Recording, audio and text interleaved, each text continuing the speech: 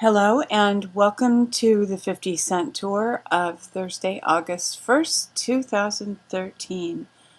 We have a new month and we'll see if we have a new outlook. We'll watch things change around us maybe. Please find a seat on the Liberty Bus and we will begin our tour. Yesterday I had the opportunity to watch several of the videos on the Alex Jones Paul Revere Film Contest. Hey, even if you don't like Alex Jones, I'm sure that you would enjoy some of the videos because they're extremely diverse. And I want to highlight a few. I want to start by mentioning this. Is the universe a thought within a mind? This is basically just about quantum physics and how understanding the way things are wired can be very helpful in just perceiving who we are and our place in the universe. This, in my mind, does not contradict at all with being a Christian. It actually kind of helps. It kind of brings ideas together.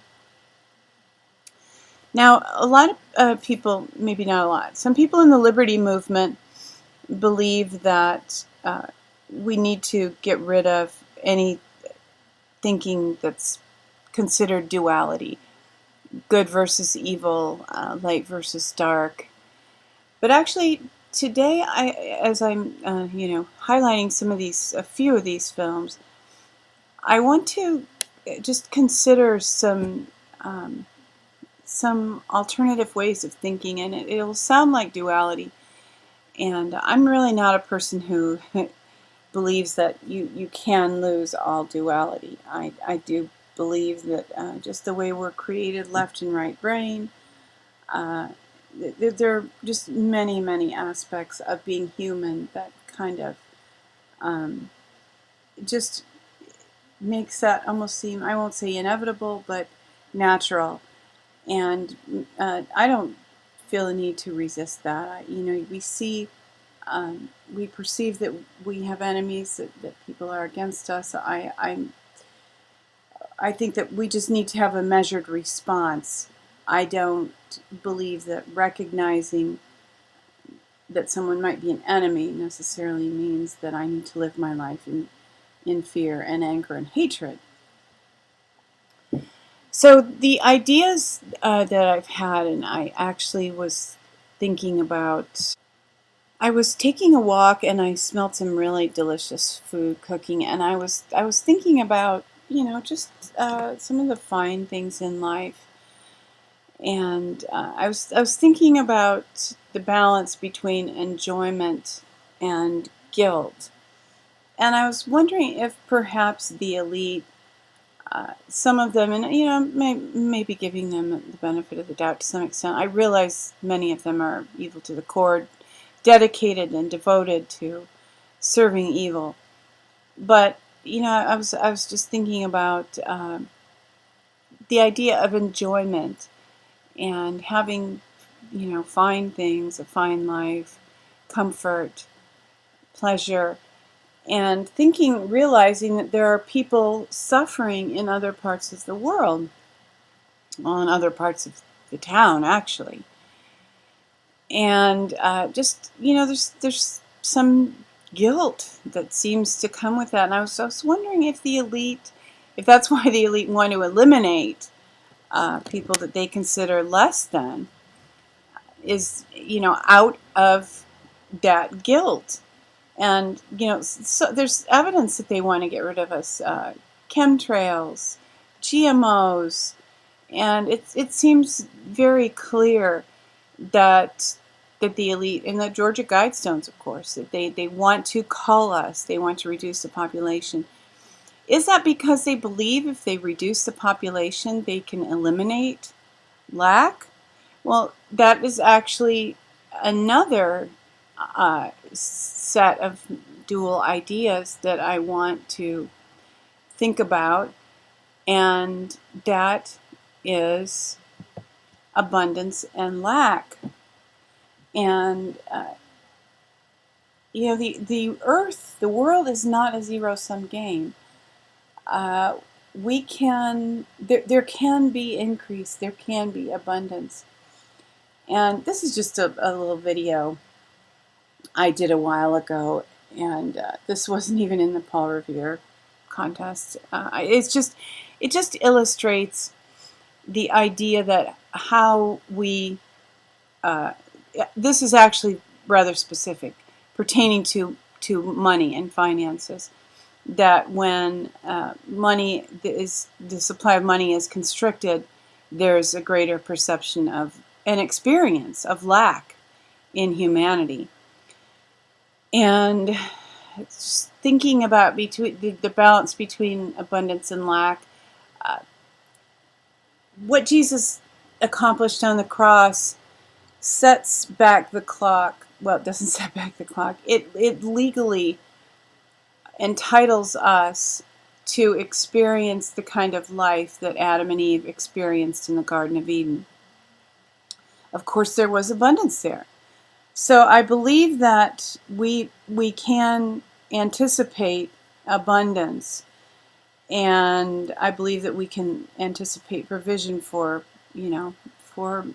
huge numbers of people on the earth, because God said, "Go forth, multiply."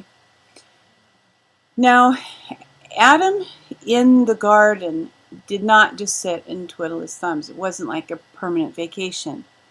He enjoyed his work, but he tended the garden. He did work. And I want to just highlight the ideas of reaping and sowing. And, you can call this karma too. Just that there is an impact created by what we do, how we live our lives. And the elite have, a lot of that has to do with our culture, choices that we make, and the choices that we make are often shaped by our culture. And I believe that one of the things that the elite has done to us is try to impose upon us a culture that they are aware will cause us to reap things that are not beneficial to us. As we sow, that's our behavior. That's how we invest our time and our lives. And if we're sowing to worthless things, then we will reap worthless things. If we're sowing to evil, we will eventually reap evil. So that's one of the reasons why they want to break down our culture.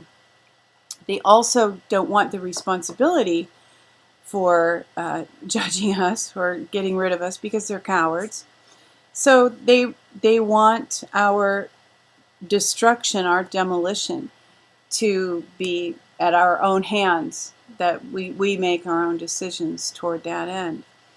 And this video just illustrates how they have attacked our culture.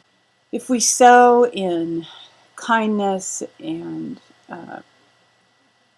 honoring people and having healthy relationships and working hard and spending our time in ways that helps us to be more creative, we will reap a greater abundance.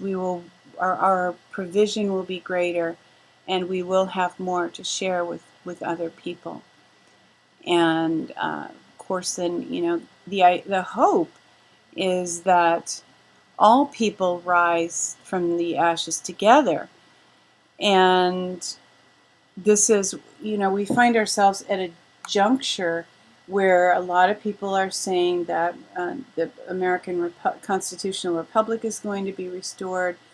A lot of people believe that resources are going to be released that will allow for the cleanup of the earth and the end of poverty. And just as we move toward that, I'm hoping and believing that's true. As we move toward that, I think it's important for us to recognize some of the ideas that have snared the elite, and hopefully sidestep them. And I think, some of the what I'm trying to communicate today is what I mentioned first, that enjoyment is paired with guilt, and in order to get rid of the guilt, they want to get rid of what they feel guilty about, which is poor people. Well, you don't have to kill them to get rid of them. So I'm hoping that as we move forward, we exhibit more wisdom than the people who have ruled the world the last couple hundred years. And I will end today by highlighting some of the comedy films. I haven't seen all of these. I've seen a bunch.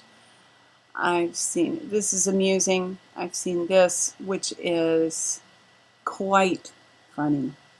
So if you need a laugh, if you're feeling depressed or whatever, check out some of these comedy videos. And if nothing else, I think that you can probably glean some hope from seeing just the creativity of these people and some of the ideas that are expressed, and knowing that none of us is alone, and that there are a lot of really great people standing with us in the informational battle for liberty. The Daily Tour is a presentation of She Who Will Walk in the Dark Productions, and we thank you for being with us for today's tour. The dawn is coming. Weeping may endure for a night, but joy comes in the morning. And tomorrow morning will also come a more news-based video, but I felt like some of these ideas are important for where we are and for where we're going. So, hoping that you will love one another, take care, and insist on liberty.